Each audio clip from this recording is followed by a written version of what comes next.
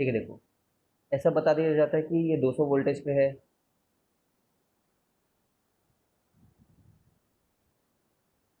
ये 100 वोल्टेज पे है, ये -80 वोल्ट पे है। ठीक है, समहाउ ये लोग मेंटेन्ड हैं क्वेश्चन में। ठीक है, ऐसा बता दिया जाए कि 2 माइक्रोफेरेड का है, ठीक है, 4 माइक्रोफेरेड का है, उसमें मान लो ये कुछ भी वैल्यू ले लो, मान लो ये भी 2 माइक्रोफेरेड का है। तो बोलते हैं कि इस जगह की पोटेंशियल क्या है, potential of this point P नाम दे देते हैं, तो वीपी कितना है ये क्वेश्चन पूछ रहा है। किरचॉफ से आएगा ना सर ये तो। हाँ, किरचॉफ से आएगा। जैसे किरचॉफ में भी ऐसे ही एक क्वेश्चन किया करते थे कि all the outward going current should be equal to zero करके किया करते थे, all the outward going current. अब इसमें हम लोग ऐसा लॉजिक लगाएंगे, हम लोग बोलेंगे कि ये जो पोर्शन देख पा रहे हो, जिसको मैं डॉटेड में ले रहा हूँ, ये तो ट्रूली वाकई में हवा में लटका हुआ है ना? वाकई में मतलब ये आइसोलेटेड है ये वाला पार्ट, हवा में कोई चीज़ लटके नहीं रह जाएगी, समझ रहे हो तुम, वाकई में आइसोलेटेड है ये तीन हिस्सा। तो इसमें जो चार्ज है, इसमें जो चार्ज है और इसमें जो चार्ज है, वो तीनों का सम जो है वो पक्का जीरो होना चाहिए। क्यों जीरो होना चाहिए?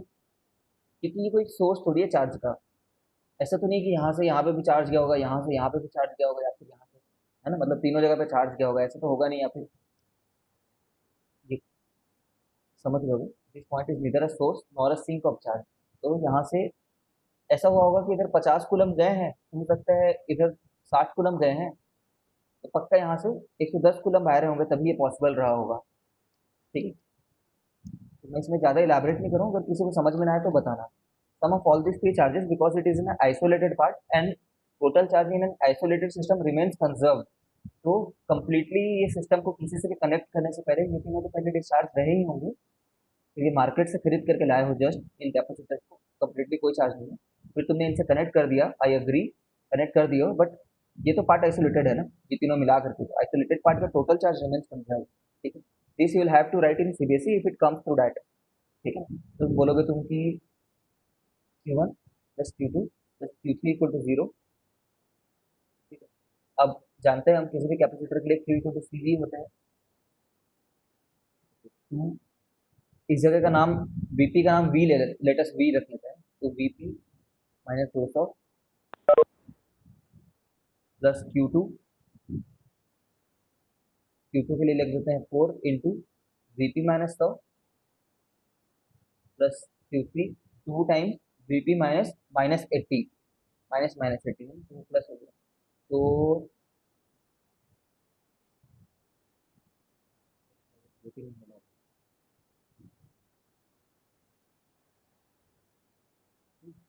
तो ये आ गया 448 8 Vp इक्वल टू 400, है ना, ये देखो 400 साइड से हट गया, तो ये बन गया है प्लस 400, और ये बन गया 160 उधर जा करके। तो वीपी का वैल्यू आ जाएगा, इसको भी आ रहा हूँ 800, 800 में से इतना हटाए 640 हो रहा है क्या?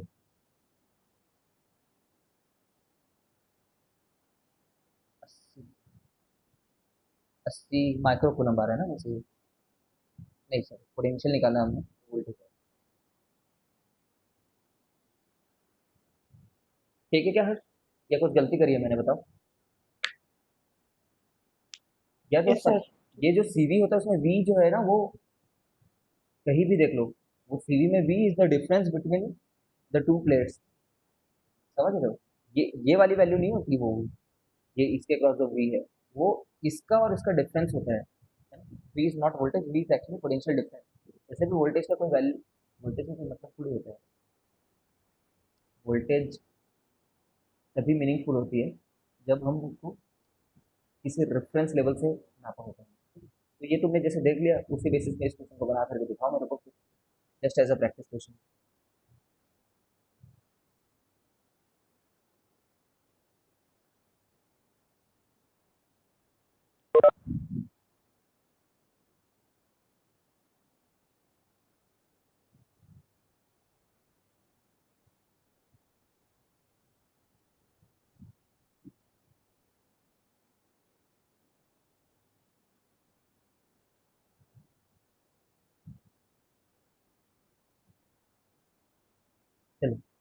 निकालो यहाँ का वीपी।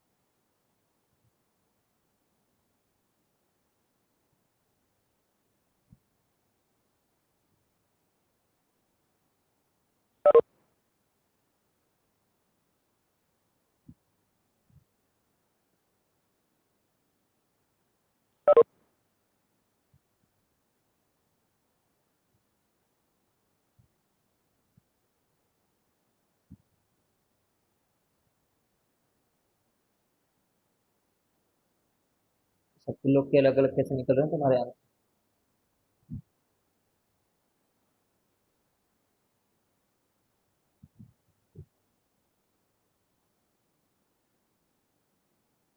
कर लेते हैं, एक ही बार में कर रहा हूँ। P VP plus 200 minus of minus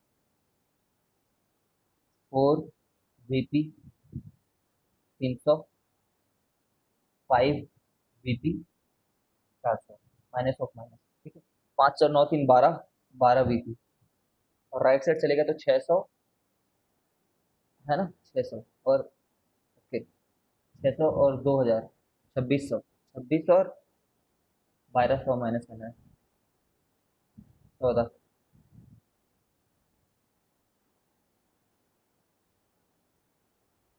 VP should be equal to minus,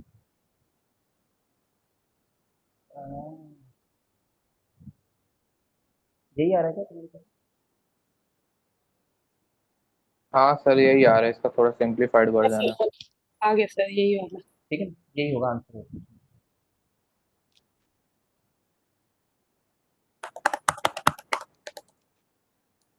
product product तुम कौन कर रहा है इधर पे?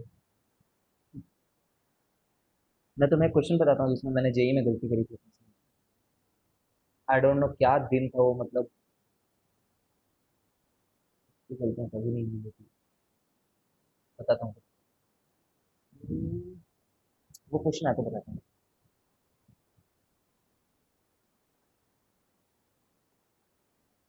देखता हूँ मेरे पास क्वेश्चन।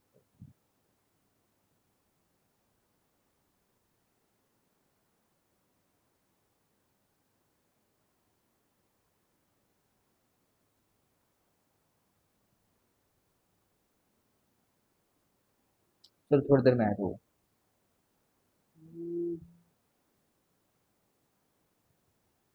अभी हम लोग को निकालना है एनर्जी डेंसिटी।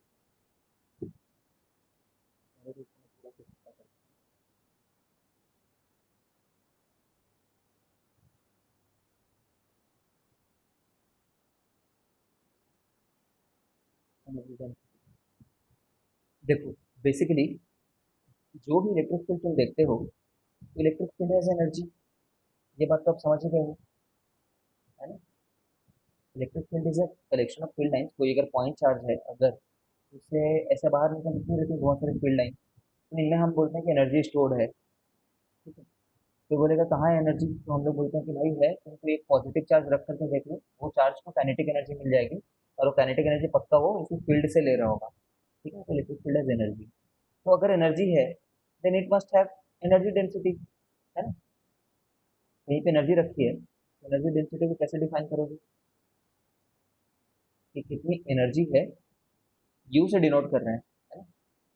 कितनी एनर्जी है अपॉन कितना वॉल्यूम है उस जगह का, जिस जगह के बारे में बात कर रहे हैं, है ना। तो इस पूरे चीज़ को फिजिक्स में स्मॉल यू से डिनोट करते हैं, छोटे यू से। और कैपिटल यू क्या चीज़ है, टोटल एनर्जी।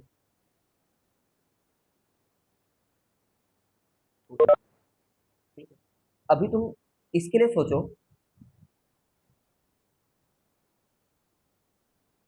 चलो निकाल लेते हैं, कैपेसिटर के लिए निकालते हैं, कैपेसिटर के लिए ही निकालने के लिए बोलेगा, कैपेसिटर के लिए ऐसा टाइप का क्वेश्चन आएगा।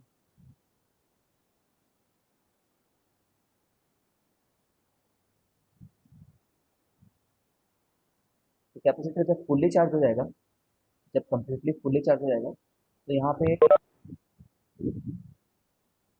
Plus plus plus, minus minus minus, तो यहाँ पे पक्का एक इलेक्ट्रिक फील्ड रहेगी। इसी इलेक्ट्रिक फील्ड में एनर्जी भरी पड़ी है हम बोलते हैं, ठीक है, स्टोर्ड है इलेक्ट्रिकल एनर्जी। किस फॉर्म में एनर्जी है? इलेक्ट्रिकल फॉर्म में, हम लोग ऐसे बोलते हैं। आगे जाकर के देखेंगे कि कुछ एनर्जी मैग्नेटिक फॉर्म में स्टोर रहेंगी, ठीक है। ये इलेक्ट्रिकल फॉर्म है, मतलब वो करंट वाले इलेक्ट्रिकल नहीं है, इलेक्ट्रोस्टैटिक वाले इलेक्ट्रिकल है, मान लो।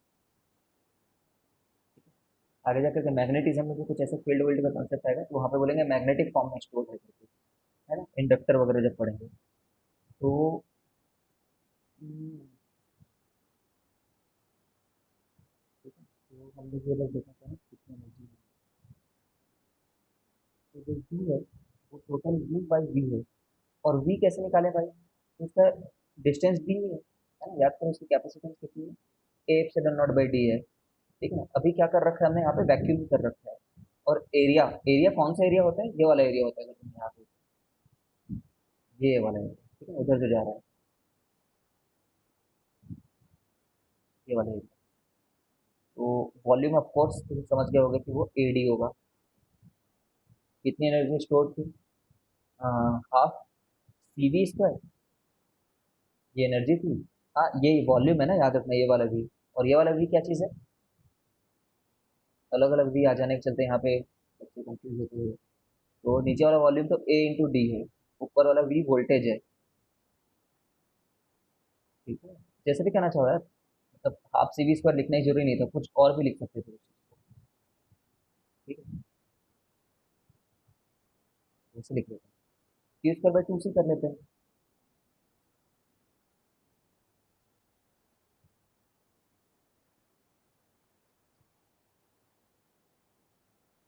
ठीक है ना, हम ना एक्चुअली में ये वाले फॉर्म तक पहुंचना चाह रहे हैं रिजल्ट पे, U equal to half epsilon naught E square form तक, ठीक है। तो वो वाली चीज़ लानी सर है। हाफ तो हट जाएगा ना? हाँ हाँ, सी स्क्वायर बाई टू सी लिख दिया तो हाफ,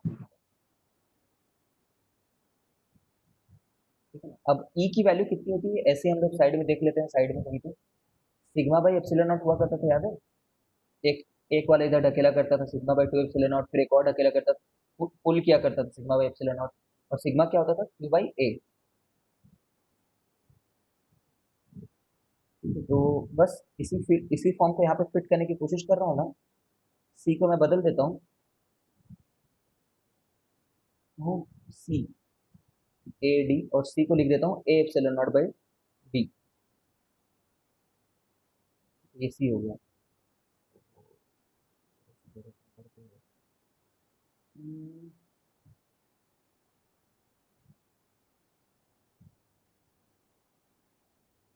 फिर और क्या, एक एप्सिलॉन से मल्टीप्लाई एंड डिवाइड कर देता हूँ, एप्सिलॉन एप्सिलॉन से, क्योंकि मुझे अरे फॉर्म में चाहिए ना, जबरदस्ती कर रहा हूँ समझो। तो Q by A E epsilon जो है उसका होल स्क्वायर तो तुम्हें दिख रहा होगा, ठीक है। ये डी ने डी को मार दिया है एक बार, 1/2 है ही यहाँ पर, ठीक है। ये एप्सिलॉन इसके साथ सब कंज्यूम हो गया, और एक एप्सिलॉन रह रहा है यहाँ पे, इस हिसाब से हाफ एप्सिलॉन ई स्क्वायर, ठीक है। ये याद रखना बहुत अच्छी,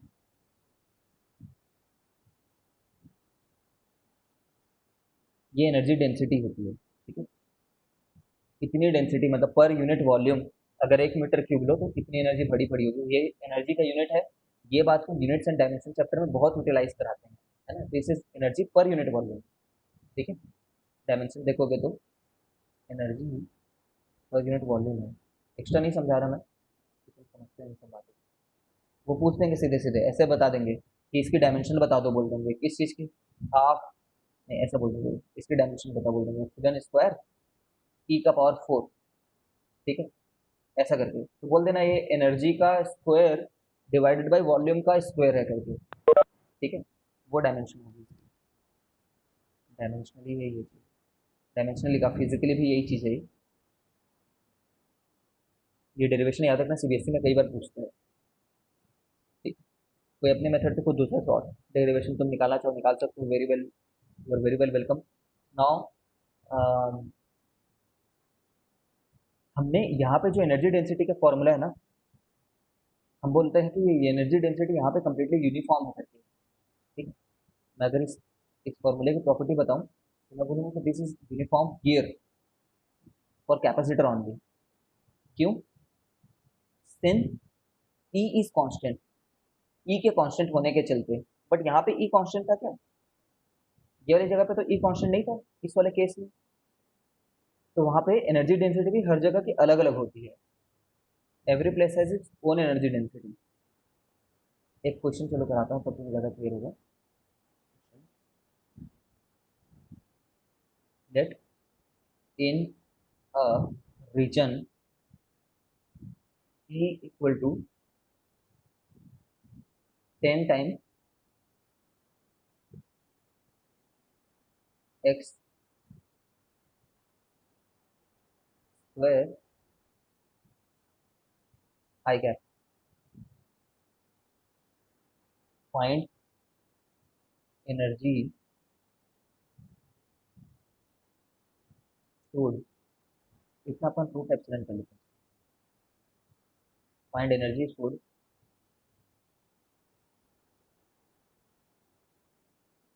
in this region, find energy stored in this field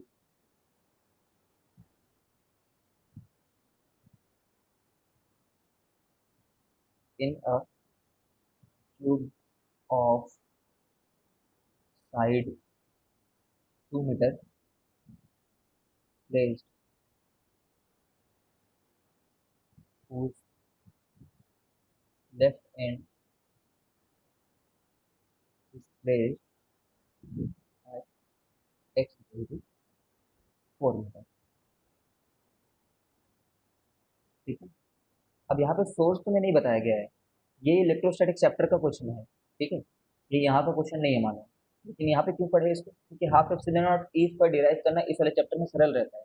and we से the statement although the formula half epsilon naught e square has been derived for the very simple case of a capacitor, it is very much valid for any electrostatic condition, है ना। उस जगह की density, उस locality की density इतनी रहेगी।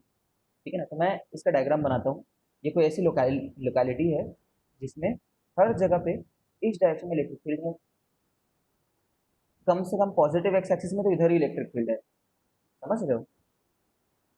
Positive x axis को देखते हैं, उसकी वैल्यू भी कितनी है, 10x² upon root epsilon not. ठीक है, अब मुझे क्यूब दे दिया गया है, ठीक है, 2 मीटर साइड का 4 पे x=4 पे रखा हुआ, वो कुछ इस तरीके से नहीं।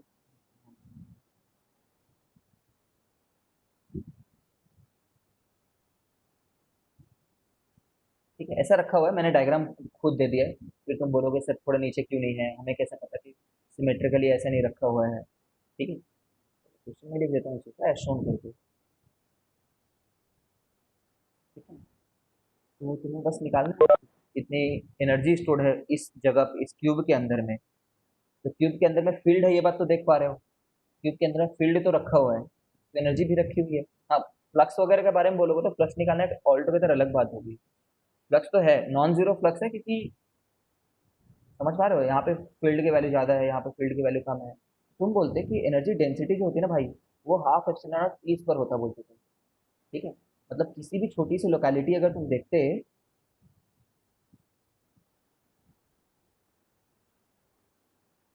तो छोटी जगह पे एनर्जी देखते वॉल्यूम, है ना, तो वो इतना होता बोलते थे। और क्योंकि ई वेरिएबल है इस प्रॉब्लम में, है ना, ई इज वेरिएबल, तो तुम बोलते कि हाफ एप्सिलॉन नॉट ई का स्क्वायर। ओ यार पावर 4 आ गया, तो बस सर आपका ऑडियो चला गया। ऑडियो चला गया है क्या, है सब भाई, चले गए? आ नहीं रहा है, आ सर, रहा है सर। आ रहा है सर।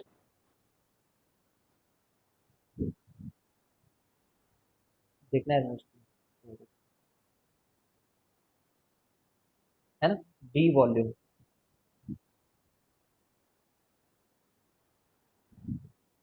सबके लिए चला गया क्या? हर्ष नहीं आ रहा क्या अभी भी?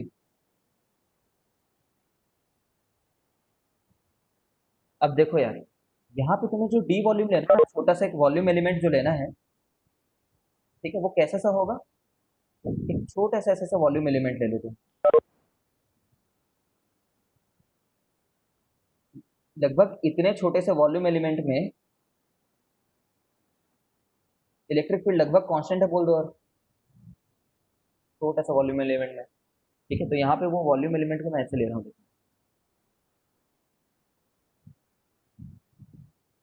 हाफ एप्सिलॉन नॉट 100 एक्स का पावर 4 अपॉन एप्सिलॉन नॉट, तो कट चुका है, हटाओ इसको। डी वॉल्यूम, वॉल्यूम होता, एरिया तो अपना ए है ना, और लेंथ डी एक्स कितना होता है, डी एक्स होता है, तो ए अपना होता है 4 और डी एक्स, है ना। मुझे कहाँ से कहाँ तक चाहिए? एक्स इक्वल टू 4 से लेकर के एक्स इक्वल टू 6 तक, तो ये हाफ में इसको मार दिया, 2 हो गए 200। सर वहाँ पर एक्स डायरेक्ट अपन कैसे लिख पाएंगे? क्या हुआ? वो ओरिजिन पे तो नहीं है ना, एक्स प्लस समथिंग लिखेंगे ना वहाँ पर तो। फोर से डाल देंगे ना, क्या दिक्कत है?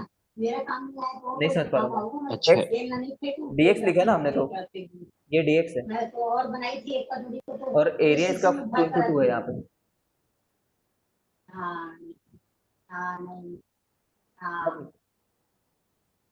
सर मैं ई की बात कर रहा था।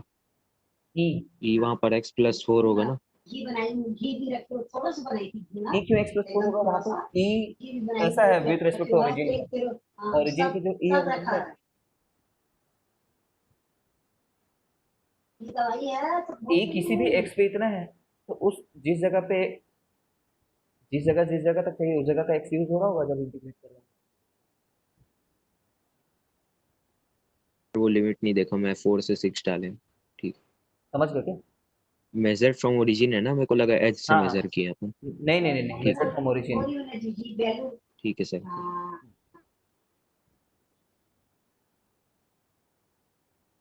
ऑब्वियसली नहीं दिया होगा तो मेजर फ्रॉम ओरिजिन ही मानोगे ना, क्योंकि एक्स स्टैंडर्ड करेंगे, ठीक है मैक्सिमम। तो ये 200 हो गया, एक्स का पावर 5 बाई 5, और फ्रॉम 4 टू 6, ठीक है।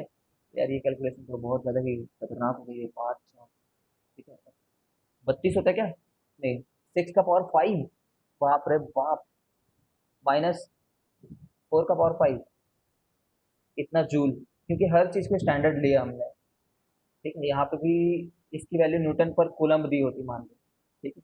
हर चीज़ को स्टैंडर्ड लेने पे जूल आएगी एनर्जी, ठीक है। अब 6 6 36, 6 6 36 16 16 6 जब कुछ होता होगा माइनस, समझ रहे होगे तुम, ये निकाल लेना है वैल्यू, कितनी जूल, ठीक है। कर लोगे ये प्रॉब्लम जब आएगा तो। ये सीधे तुम्हें जेई मेंस और जेई एडवांस में बस पूछ सकता है, सीबीएसई का प्रॉब्लम नहीं है ये।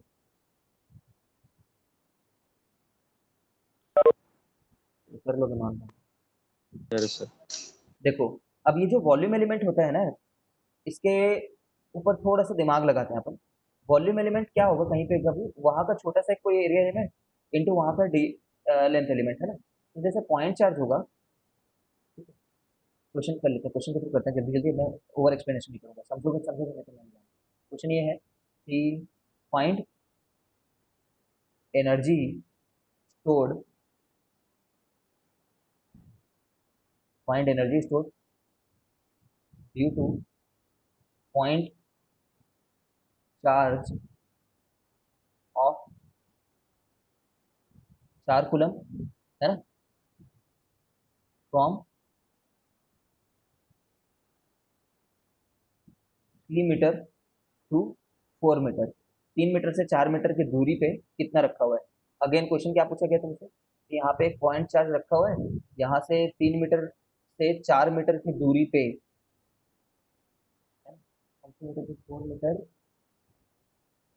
हाँ, मतलब इस चार्ज से जब तुम 3 मीटर से 4 मीटर जाओगे तो कितना रखा हुआ है, तो पक्का ये एक स्फीयर बन रहा होगा, समझ पा रहे होगे।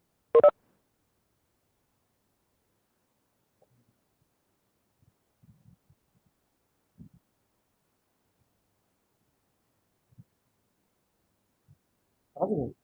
3 मीटर से 4 मीटर का तो जो रीजन है उस रीजन में कितना रख रखा है करके, है ना, वॉल्यूमेट्रिक रीजन। तो इस केस में जो तुम्हारा डीवी होगा ना, तुम यहाँ से कोई आर दूरी पे जाओगे और कोई डी आर एक लेंथ का है वो लोगे, डी आर का कोई रीजन लोगे।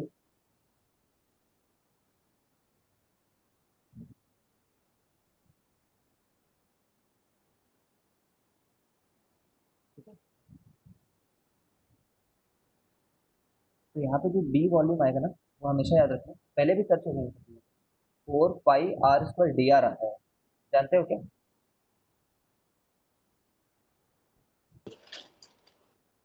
सर नहीं, नहीं जानते हो तो देखो, है ना, अब तो मैथ्स वाले तो डिफरेंशिएशन सीख गए हो। ठीक है, ये वॉल्यूम है ना, तो डी वॉल्यूम क्या होगा अगर मैथ्स वाले से बात करें तो, 3 पाई आर स्क्वायर डी आर। ठीक है, खत्म हो गई बात। तो टोटल वॉल्यूम क्या होता है? टोटल वॉल्यूम उन जगह से उन जगह पे हाफ एप्सिलॉन नॉट ई का स्क्वायर के क्यू बाई आर स्क्वायर का स्क्वायर, ई का स्क्वायर, है ना, और डीवी, डीवी होता है 4 pi r square d r, 4 pi r square d r. ठीक है, अब यार ये इंटीग्रेट कर लेना तुम, 3 मीटर से 4 मीटर के बीच में हाफ एप्सिलॉन, देखो ये बाहर आ गया है, हाफ को बाहर निकाल लिए, एप्सिलॉन नॉट को बाहर निकाल लिए, के स्क्वायर को बाहर निकाल लिए, जो खुद होता है 1/4 पाई एप्सिलॉन नॉट का स्क्वायर बाहर निकल चुका है, के स्क्वायर। क्यू तो हमारा कितना है, 4 कूलम है, -1/r आएगा। और 4 पाई रखा ही है, और आर स्क्वायर का इंटीग्रेशन कितना आएगा? अच्छा, ये आर का पावर 4 है ना नीचे में, और यहाँ पर हाँ तो 1/r का पावर 2 का इंटीग्रेशन। ठीक है, जैसे देवेंद्र ने बोला, ये आएगा इंटीग्रेट करने के बाद। माइनस, ठीक है, हाँ -1/r। हाँ ठीक है, अब इंटीग्रेट कर दिया, बस 3 से लेकर के 4 मीटर तक करना है, पता नहीं एम क्या लिखा है, 3 से 4 तक। हाँ निकाल लेना ये वैल्यू को,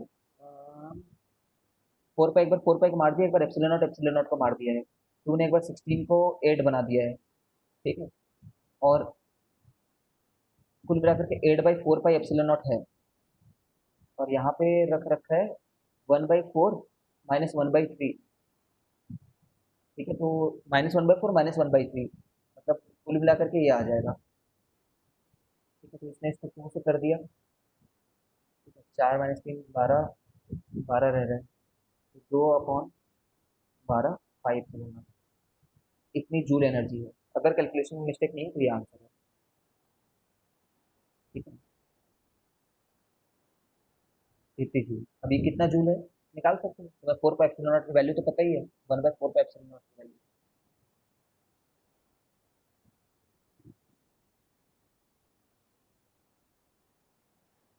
सर यही आ रहा है। ठीक है, अब देखो, यही क्वेश्चन पूछ सकता है एडमैक्स तुमसे। तुमने कभी ये चीज देखा है, के क्यू बाई आर होती है ना, के क्यू बाई आर क्या होती है, कैसे बताएं, के क्यू बाई आर पोटेंशियल होती है। ठीक है, मतलब कुल मिलाकर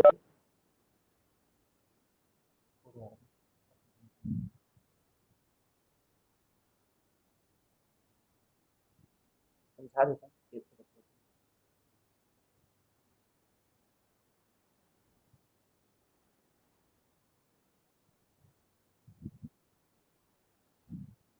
ये है कि इसकी हॉलो स्फीयर की, हॉलो स्फीयर यूनिफॉर्म, जिसके पास क्यू है, जिसके पास आर है, ठीक है, इसकी सेल्फ पोटेंशियल एनर्जी कितनी होती है बताओ, याद होगा अगर तुम्हें। AQ/r²। के स्क्वायर बाई 2 आर होता है, याद है तुम्हें? सेल्फ इनिशिएशन बोलो ना। सेल्फ पोटेंशियल एनर्जी के स्क्वायर बाई 2 आर। ठीक है, तो ये जो सेल्फ पोटेंशियल एनर्जी है कहाँ पे आखिर, कहाँ पे रखी हुई है एनर्जी? क्या एनर्जी इसके बॉडी सरफेस पे रखी हुई है, या फिर ये एनर्जी इससे निकलने वाले इलेक्ट्रिक फील्ड में रखी हुई है? अब तो सही आंसर बता दो, कहाँ पे रखी हुई है? इस फील्ड में सर। हाँ, फील्ड में है ना, फील्ड में रखी हुई है। तो यहाँ पे फील्ड कितना होता है, ई इन जीरो होता है, और यहाँ पे ई इन होता है कुछ, हाँ सॉरी, यहाँ पे ई होता है कुछ, है ना, यहाँ पे नॉन जीरो है। अब देखना, मैं इलेक्ट्रिक हॉलो स्फीयर के चलते बाहर की एनर्जी कितनी लिखूंगा, हॉलो स्फीयर के चलते बाहर की आउटसाइड वाले ई क्या लिखूंगा, के क्यू बाई आर, है ना, ये रहेगा। अब मैं इसकी ना टोटल एनर्जी निकालता हूँ, देखो टोटल एनर्जी होगा half epsilon naught E square, E square into d V, d V जो था 4 pi r square d r, ठीक है। और सर मैं के इसको भी स्क्वायर होगा। मैं इंटीग्रेट करूंगा जीरो से लेकर के, जीरो से नहीं, इलेक्ट्रिक फील्ड कहाँ से कहाँ तक रखा हुआ है, आर से लेकर के इन्फिनिटी तक रखा हुआ है, समझ रहे हो। तो इसको मैं यहाँ पे लेकर के आ जाता हूँ इंटीग्रेट करने के लिए।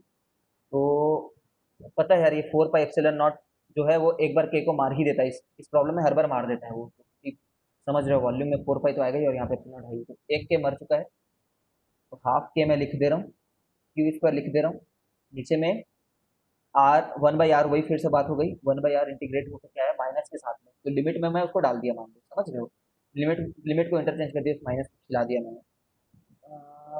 ठीक है, फिर बस हो गया ना, ये आंसर आता है, क्यू स्क्वायर बाई 2,